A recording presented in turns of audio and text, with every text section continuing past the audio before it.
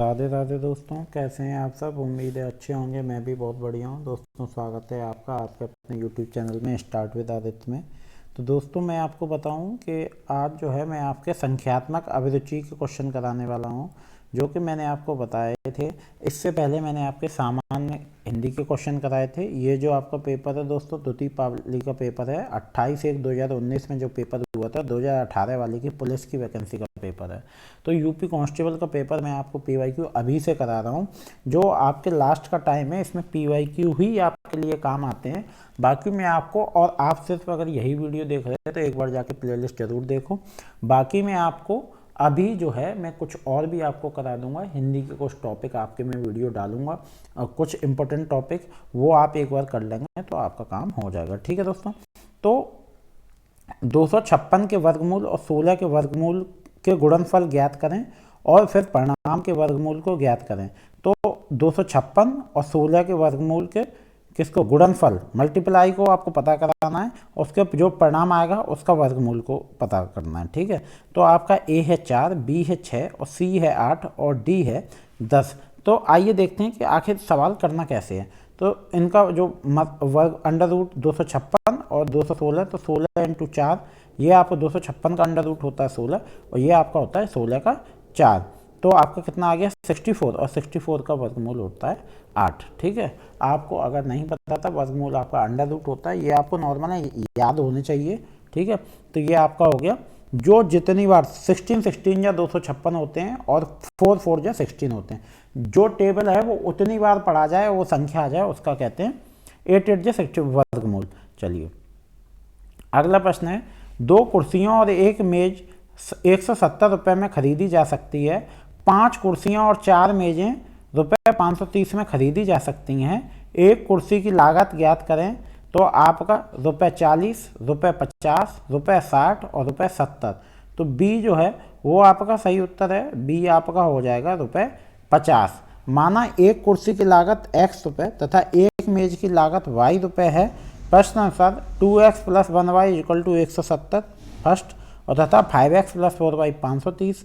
तो समीकरण फर्स्ट में 4 से गुणा करने पर तो आपका कितना आ गया 8x + 4y = 680। ये थर्ड इक्वेशन बन गई। और ये आपका थर्ड में से समीकरण सेकंड को घटाने पर आपका क्या आ गया, ये आ गया 3x = 150। तो x = 50 रुपये आपके। तो एक कुर्सी की लागत कितनी हो गई 50 रुपये हो गई। चलिए अगले प्रश्न की ओर चलते हैं।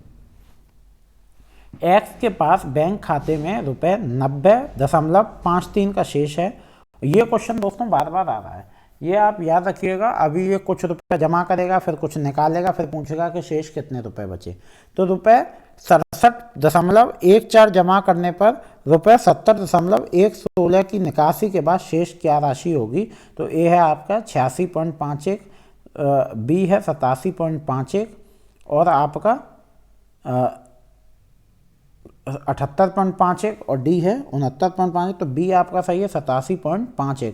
एक्स के खाते में शेष जितने डाले उसको जोड़ कर दिया, बाकी जितने निकाले तो वो कितने हो गए आपके, उससे माइनस कर दिया। तो 90.57। तो ये आपका जो सही उत्तर आया 157.67 माइनस 70.16 निकाल लिए तो आपके 87.5 बन गए। बहुत ज़्यादा कठिन नहीं है, बहुत ही आसान है। अगर आप हिसाब से करेंगे तो आपका हो जाएगा। 2 संख्याओं का महत्तम समता परिवर्तक और लघुत्तम समता परिवर्त्य क्रमश 2 और 72 है। बड़ी संख्या छोटी संख्या के दोगुने से और 2 अधिक है। छोटी संख्या ज्ञात करें।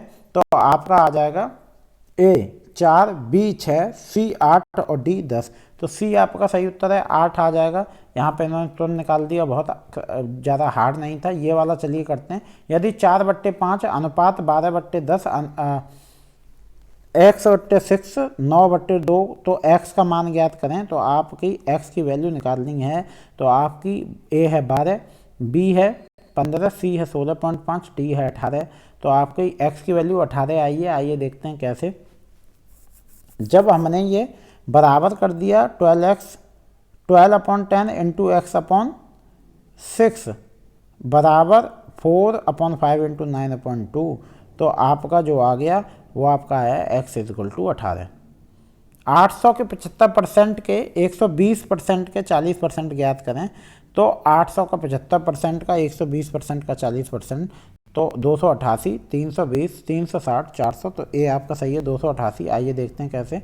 800 के 75% के 120 के 40%, 800 इंटू 75/100 इंटू 120/100 इंटू 40/100, आपके आ गया 288। चलिए अगले प्रश्न की ओर चलते हैं। यदि एक वस्तु रुपये 300 में खरीदी गई और उस पर रुपये 50 मरम्मत के रुपए में खर्च किए गए और इसे अंकित मूल्य पर 20% लाभ पर बेचा जाने चाहिए, जो कि लागत मूल्य का 10% है, आवश्यक बिक्री मूल्य रुपए में ज्ञात करें, तो 440, 452, 462 और 478। तो सी जो है वो आपका सही उत्तर है, सी है 462। वस्तु का कुल क्रय मूल्य 300 प्लस 50, 350 रुपये। अंकित मूल्य क्रय मूल्य का 10% अधिक होगा। अंकित मूल्य 350 इंटू 110/100 इक्वल टू 385 रुपये। वस्तु पर 20% का लाभ प्राप्त करने के लिए 462 रुपये हो गए आपके। तो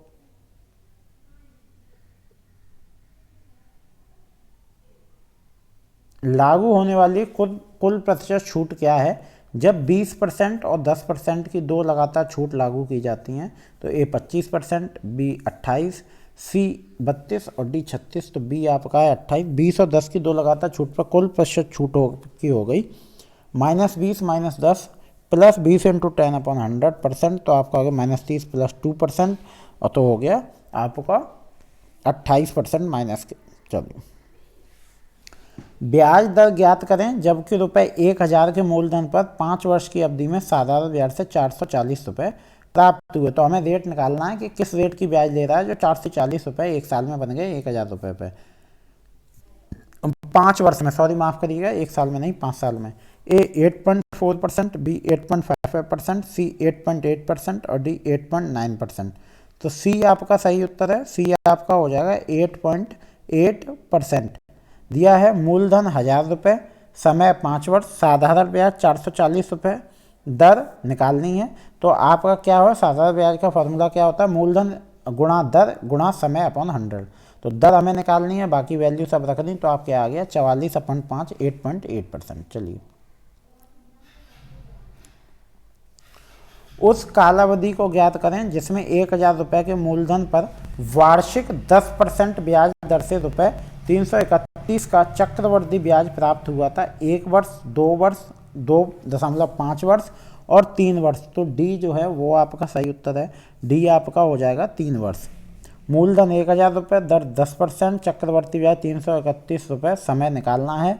तो मिश्र धन मूलधन चक्रवर्ती ब्याज ये आपका आ गया, तो आपका जो आ गया 3 वर्ष समय आ गया। चलिए इनके आपको जो फॉर्मूला हैं वो याद करने पड़ेंगे, जब तक आपको सूत्र नहीं पता होगा आप निकालने में दिक्कत करेंगे।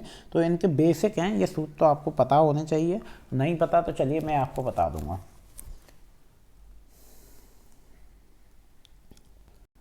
तीन साझेदार ए, बी और सी 4:5:6 के अनुपात में लाभ कमाते हैं। यदि लाभ में सी का हिस्सा ए की तुलना में ₹200 अधिक है तो उनके द्वारा प्राप्त कुल लाभ क्या है? ये प्रश्न बहुत बार आता है, सारे ही प्रश्न रिपीट कर रहे हैं। तो आपका ए जो है वो सही है, ए है ₹1500, ए ₹1500, बी 1600, डी 1650, डी 1750, सी 1650। तो ए आपका सही है। ए सी का हिस्सा 4x, 5x, 6x है, तो हमने यहाँ वैल्यू रख दी और सॉल्व किया तो 100 रुपये आया। कुल लाभ 4x + 5x equal to 15x, 15 × 100 equal to 1500 रुपये। चलिए तीन साझेदार ए, बी और सी ने 2:3:4 के अनुपात में लाभ कमाया। एक नया साझेदार डी शामिल हुआ जिसने ए और सी के प्रत्येक शेयरों में से आधा हिस्सा लिया। यदि लाभ में डी का हिस्सा अब ₹100 है तो कुल लाभ ज्ञात कीजिए। फिर वही फॉर्मूला लगेगा, डी आपका 300 रुपये हो गया। देखिए कोई फिर वैसे ही सॉल्व होगा, ये क्वेश्चन बार बार आते हैं। यहाँ पे आपका हमने ए का हिस्सा सी का हिस्से का आधा आधा ले लिया, तो 2x 4x/2 into x + 2x equal to 3x, 2x - x equal to x, तो 4x - 2x equal to 2x और मल्टीप्लाई वैल्यू रख दी 300 आगे। चलिए एक खुदरा विक्रेता ने ₹10 की दर से 7 वस्तुएं, ₹11 की दर से 9 वस्तुएं, ₹15 की दर से 14 वस्तुएं खरीदें।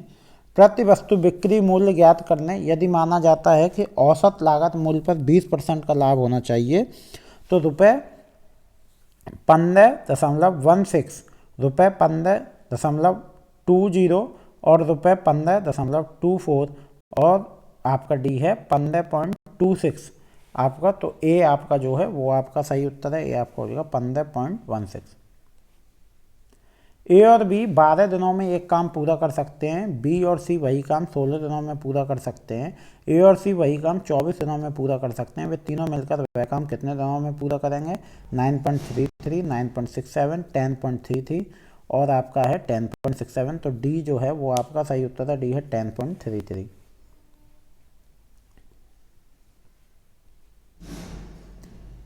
एक आदमी 5 घंटे में एक यात्रा पूरी करता है। वह यात्रा के पहले आधे भाग में 21 किलोमीटर पर घंटा की गति से और दूसरे आधे भाग में 24 किलोमीटर प्रति घंटा की गति से यात्रा करता है। यात्रा की कुल दूरी ज्ञात करें। ये क्वेश्चन बार बार रिपीट हो रहा है।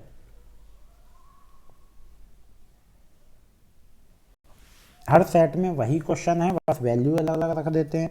तो आपका सही उत्तर है 112 किलोमीटर। कुल दूरी मान ली 2x है, तो दूरी अपॉन 4 का फॉर्मूला लगा दिया, x अपॉन 21 घंटा, x अपॉन 24 घंटा। तो प्रश्न अनुसार x upon 21 plus x upon 24 equal to 5। आपका सॉल्व करके इक्वेशन आई 112 किलोमीटर। 2x equal to 2 × 56। तो आपका आ गया x की वैल्यू 56 आ गई, तो आपका 112 किलोमीटर आ गया। चलिए अगले प्रश्न की ओर चलते हैं। दो रेलगाड़ियों की गति का अनुपात 5:6 है। दूसरी रेलगाड़ी 5 घंटे में 450 किलोमीटर तय करती है। पहली रेलगाड़ी की गति क्या है? 60 किलोमीटर प्रति घंटा, 60 किलोमीटर, 65, 70, 75। तो डी आपका सही है 75 किलोमीटर प्रति घंटा।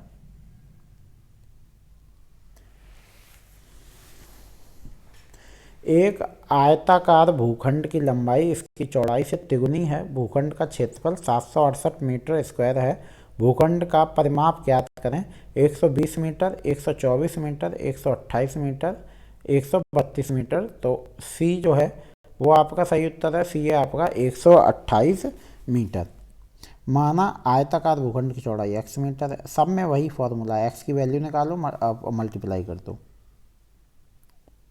3 अंकों की एक संख्या ABC है, जिसमें A 100वें स्थान पर, B 10वें स्थान पर तथा C इकाई के स्थान पर है। इस संख्या को ABC रूप में पुनः लिखा गया तथा इसे 7, 11 और 13 के लघुत्तम समापवर्त में विभाजित किया गया। परिणाम क्या होगा? तो आपका जो ABC, CBA, BCA और आपका AAB, तो आपका परिणाम होगा ABC 7, 11, 13 का एलसीएम लिया तो 1001 आया। और इन्होंने जब इसे सॉल्व किया तो ये देखिए। चलिए अगले प्रश्न की ओर चलते हैं। एक 5 अंकों की संख्या 247x 844 से विभाजित होती है। कौन सा अंक x को प्रतिस्थापित कर सकता है? वो आपका करेगा 2। चलिए, तो यहाँ पे आपके ये प्रश्न समाप्त हुए। अब आपके जो है मानसिक योग्यता के प्रश्न दोस्तों मैं अगले वीडियो में कराऊंगा और कोशिश करूँगा अगले वीडियो में सॉल्व करके आपको कराऊं, क्योंकि मेरे पास वो गैजेट नहीं है। मैं वो आपसे उसको आज या कल में लेके आपको सॉल्व खुद कराऊंगा। उम्मीद है दोस्तों वीडियो आपको अच्छी लगी होगी। चैनल को सब्सक्राइब जरूर कर लें। मिलते हैं अगले वीडियो में। राधे राधे, धन्यवाद।